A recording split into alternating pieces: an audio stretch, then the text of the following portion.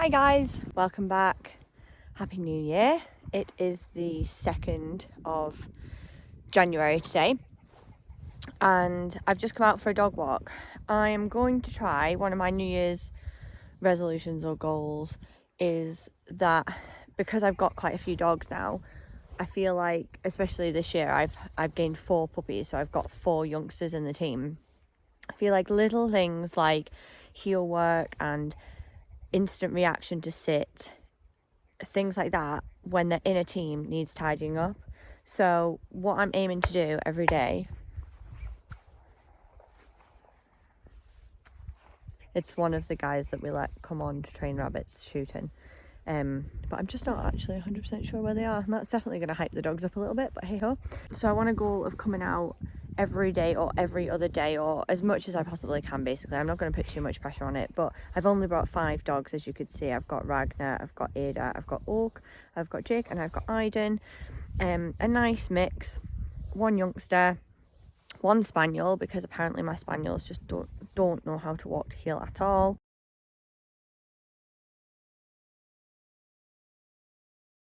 None of them, whether old or young, they just, I think as I've got more dogs, they've taken advantage of the fact that they can just do this behind, which is really frustrating when you've got 4 of them. So yeah, that's a little bit annoying. So I've only got 1 spaniel, and then my retrievers walk so easily to heel. So does Ragnar and Ada, to be fair, the two Vizslas, even though Ragnar's young.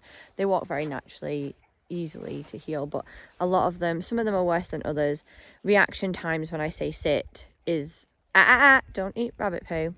Ada, I said no. Reaction times are getting a bit slow. I feel like they definitely know that there's more of them. They know that they can take advantage. Like, even for example, when we've been walking them over Christmas time and we've loved having them out as a team, just even eating like dead bits where you would say no to 1, and then if you only had 1 or 2 dogs, or even 5 or 6, it's a lot easier than when you've got 15 and you say no to 1 and then you walk away and then somebody else has nabbed it behind. It's just, yeah, it's getting a bit, it's hard work, and I've definitely noticed a difference. And with me having 4 more dogs as well, like every time I add to the team it gets harder naturally, and there's more influence in the team as well. So obviously the more characters you add in, the more influence they've got on one another against you as one person. So yeah, that's been interesting. But anyway, I'll talk more on this. My arm's getting dead. But basically, I'm out for a walk. When I'd have 6 or 7, it was easier to just like take them as a team, and I've always just kept on going out as a team. But then they get like even more diluted 1-to-1 time, and yeah, so I'm taking them out separating the team up as best as I can, and yeah, just to get some more sort of 1-to-1 training. But yeah, boom, I'm gonna go for my walk now.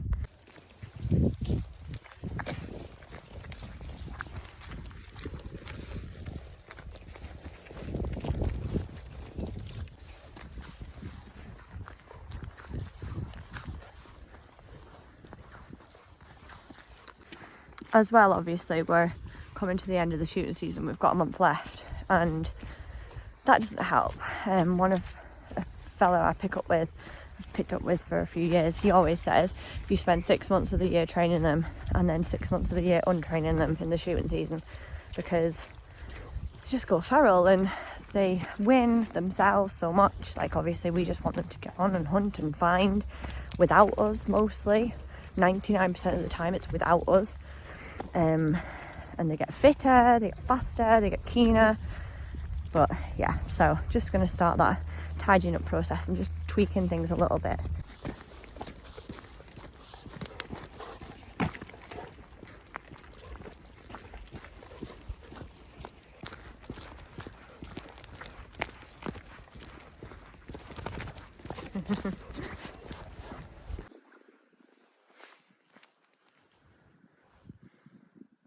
So now I'm just going to ask them to sit for a bit. We've done our walk, and so again, this is standard Vizsla behaviour. No, I just want them to learn to just sit and do nothing. Really good, to be fair, but what I will say is it's so funny how I'll tell one off. So like the main thing with like my 3 old, like these 3 and Ada, to be fair, basically the older dogs, is that they'll maybe catch scent, and because the guys were on shooting rabbits, they could obviously smell the shot and hear the shot, so they were kind of in a habit of, oh well, if I'm constantly kind of scenting a little bit, and then they'd wander off to scent, which is a problem. Obviously it becomes a problem in shooting season, because there's times where you'll maybe be walking back to the car thinking you're done, and your dog scented a bird or whatever, and then they've succeeded and you were wrong and they were right, and it does happen. It's just one of those things that needs tidying up, really. It was really funny how my issue and why I've decided to do this is that when I'm telling one of them off, the rest of them know, and they've gotten into this habit now of like, well, there's enough of us that we can just bugger off, basically. Not bad, but like they'll end up like everyone's nose drops and everyone starts hunting, and they'll maybe go like to, I don't know, like the gate distance and start like circling around me rather than just staying with me. I thought I'd put it up here so then my arm doesn't go dead. But yeah, we've had our walk.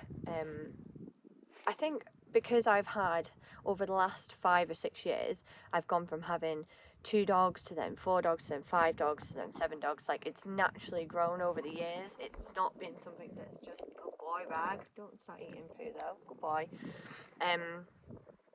It's not been something that's just like happened quick. I've almost been able to take, 5 dogs out to 7 dogs out so easily, do something like that. They're all pretty easy, and then maybe come back in, do a bit of training. Over the years I've gotten busier, business has been busier, and I've got more difficult breeds as well, I would say. So originally I mainly trained retrievers. My team has gone more probably towards spaniels. I've got 4 spaniels. I do have 4 labs, but things have obviously just shifted, and even different personalities, never mind different breeds, just different personalities in your team affects different dogs. So for example, I could bring one dog into this mix and the dynamic could be totally different. I know if I bring Tilly in, who is hard-headed and constantly scenting and really, really driven this time of year, like so desperate to work every day, she would come out every single day if she could, and I put them in this mix, it would be harder. And then the more I'm on her, the more I'm maybe knocking someone like Ragnar, who is soft and a puppy and doesn't know. So everyone that you add in, and every time you expand your team, the dynamic just changes. And I think I've been not ignorant to that. Yeah, maybe ignorant to that. Like, I've been aware of it, but not changed my ways enough that now I'm getting to a point where I'm like, I need to adapt. I need to change. I've got 15 dogs.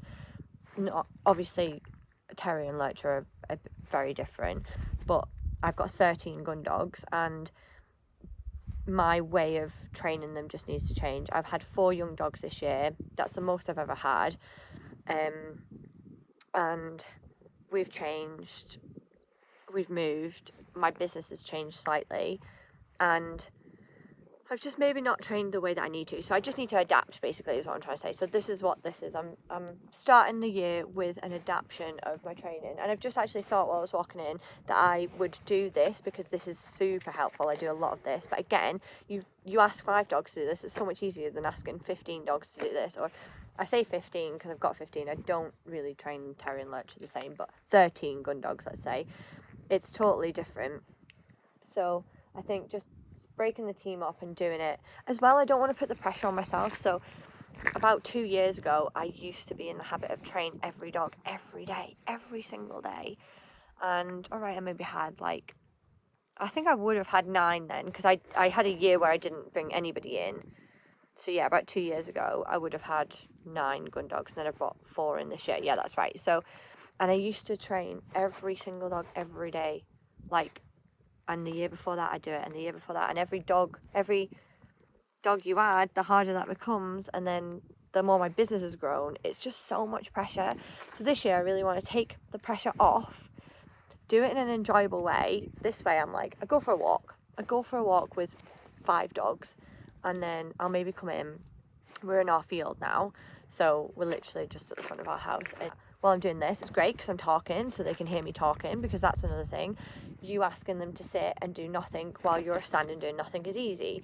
You asking them to sit and do nothing while you're on the phone or talking to someone's come up, it's all an extra challenge. So I just want to add different bits in as best as I can. So obviously this, and then what I was thinking, I don't have any dummies on me, but I think next time I'm going to take like maybe 2 puppy dummies and just have a bit of a play around, even if it is just at the moment just doing some puppy retrieves for Ragnar in front of everybody else, and everybody else is reminded that they just need to sit and watch. So I'm really pleased with them today though. Like, this is super good for Raggy, good boy. Obviously his mum has to be naughty. Ada, sit. Yeah, super good for Ragnar, because he's not really done much switch off or anything like that, have you, Ragwoo? So yeah, I'm very pleased with them. I'm now going to go pop them away, and then I'm going to make some mushroom soup, some homemade mushroom soup, because Emily's coming down for lunch, and then I have dinner out with another really good friend of mine that I've not seen for a while tonight, Abby. I'm really looking forward to that. We're going to like an Indian restaurant. She used to live near us, and now that we've moved away, we're maybe about an hour and 20 away from one another, but we try and meet up every so often, but just obviously not as much. We used to live like 15 minutes away from one another, so things have changed, and I've not seen her for a while, so I'm looking forward to that. I want to have another chat about goals and New Year and things like that, so I will do that when I'm inside. I'm so pleased that the rain stayed away, because I was looking outside. I mean, it's very murky over the fell.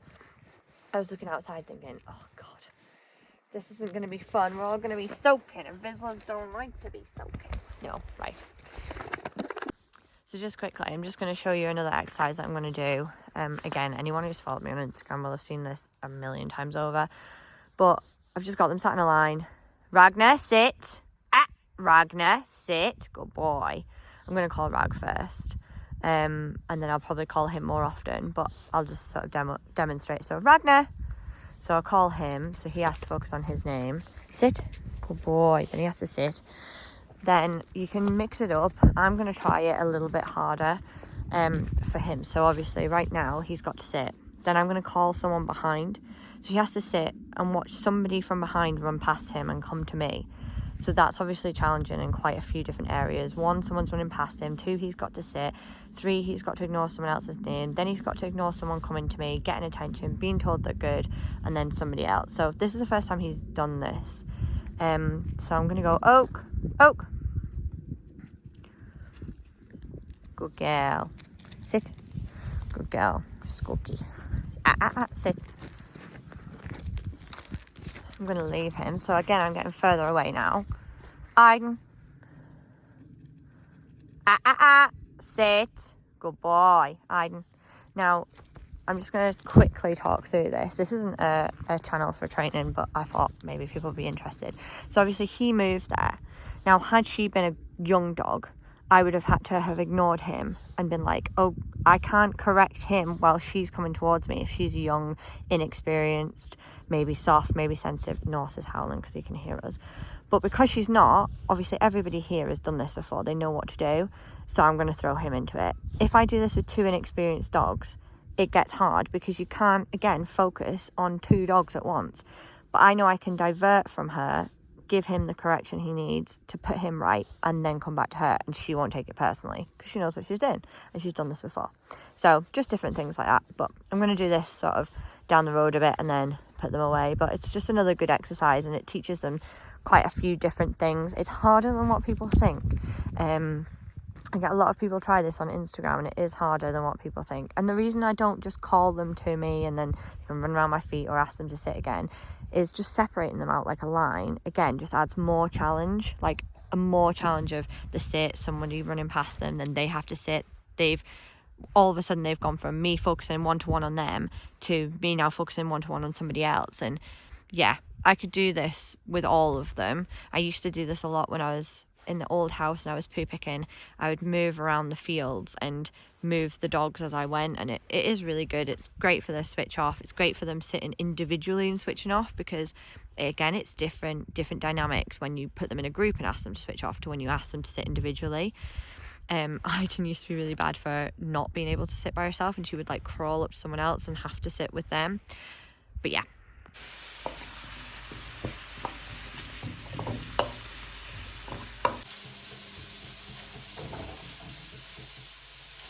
thought I'd do a chat through while I'm cooking my soup, although it might be a little bit loud with the mushrooms, although it's pretty much done now anyway. I'm just doing a very basic mushroom soup, which is one of Chris's favourites and one of my favourites. It's a really easy recipe. It's just mushrooms, butter, seasoning, and then chicken stock and cream. So really, really simple. I think I've added cheese to it before, but I'm not doing that today.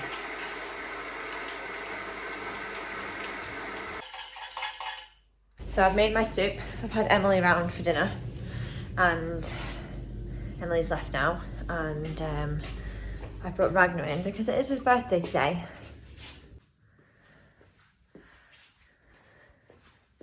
Happy birthday, Raggy. Aw, good boy. Little birthday treat for Ragnar. And I'm just waiting to probably finish what I was videoing before. Now we're in 2024. Do you mind? Now we're in 2024. I thought I'd go through what I, not necessarily like, not goals. I think this year is the first year that I don't have any business goals. So I've spent the last 6 years building it, 5 to 6 years, sorry. This will be my 6th year in my business, which is mental. Last year I kind of changed it a little bit. I feel like I got my business to a point where it was more successful than I ever thought possible. Very grateful to have experienced that. Everybody has this like, oh, I want to achieve that and I want to do this, and I've had it hugely as someone who runs a business and as someone who is self-employed, and if I don't work I don't get, if I don't work I don't earn. If I'm not clever, if I make a mistake, I'm the one that takes the brunt of that. Again, if I want to take a month off, I don't earn that money, I don't get sick pay, I don't get holiday pay. If I market something incorrectly and it doesn't achieve, then I feel the brunt of that. So as someone who is self-employed and is always thinking goal, goal, goal, go, what do I want, where do I go, how do I get there, it was so nice last year to just say, I'm here. However, last year I tried to take my foot off the pedal and I mentally struggled with it really quite a lot. This year I want to keep going at that pace, want to be strict with my limits, because I feel like I also felt really guilty when I did take, when I did ease up with work and I felt like I was letting people down. I need to remember that my time is precious, not just in a work case scenario. I want a good life and I want to work hard and I want to achieve and I want to help people the same way that I always have in this business, but I also want to take time for myself and the little things I enjoy, because this year I have discovered little things that I enjoy. And I also want to take some time for my own dogs and enjoy it, and again slow down and not feel so much pressure around it. I just want to take the pressure off. So does Ragnar. He wants to take the pressure off. This channel, I want to obviously share different things, so maybe some vlogs like this. The reason I wanted to share my life in this way is that I feel like when people can find us relatable, they understand our industry more. So I feel like Field Sports has this huge misconception about it, that it is wealthy people who shoot, and in reality it's the people in the background that are actually devoting their lives to it, and it actually does matter. And to be quite honest, it's people that don't have anything to do with it but enjoy watching wildlife in their garden and maybe don't even have a clue why it's there and how it's there and who manages that and who has managed land around it to make sure that there is a variety of species out in the countryside. And yes, the main reason for that might be that it's helping to keep birds alive to shoot in the season, or to help a species thrive in order to shoot in the shooting season. But without it, we wouldn't have such a balance. And I want to keep showing that side of things mixed with other normalities, so that maybe those that aren't involved in shooting, that aren't involved or don't know, but maybe have a Labrador or a Vizsla, and they're interested in the training, because I feel like that's a huge thing nowadays, that a lot of people are getting involved in shooting or field sports, or sort of dabbling in the gun dog work because they've got a gun dog breed. And if I can show those people this side, even if they never ever step foot on a shoot day, but they find it interesting because that's what their dog was bred for, and or they can relate to me, even maybe they're a business owner and they feel exactly the same as what I've just had, and they can look at me and find me relatable, and in turn trust what I say, and in turn maybe learn a little bit from the shooting side of things. That's kind of where I started the intention from, because I feel like nowadays there's a lot of country lifestyle vlogs, blogs, Instagrams, whatever. I wanted to show my life, maybe become relatable, maybe educate someone, maybe show someone a different side of things, or maybe even just start someone's intrigue in someone to be like, oh, I wonder what that is, but they find me relatable in a different area. So this vlog will remain a variety of different things for my own personal memories, because I like that, but also because I want to share my whole life to see if I can touch a certain part of somebody and then educate them in a different way that maybe they didn't come into it for. Or maybe the other way around, I don't know, but that's my thoughts. I feel like I'm waffling. I don't know how I'm going to edit this. Let me know anyone's New Year's resolutions or what they took away from last year. Nice and positive to pop in the comments about what you took away from last year, or what you hope to achieve this year, what your goals are. If you've got anything, guys, to share, I'd love to read them. Thank you again for all the lovely comments that I've had, all the subscribers. It's really, really nice, and I hope that, I know this is a bit different, but hopefully you've enjoyed it too.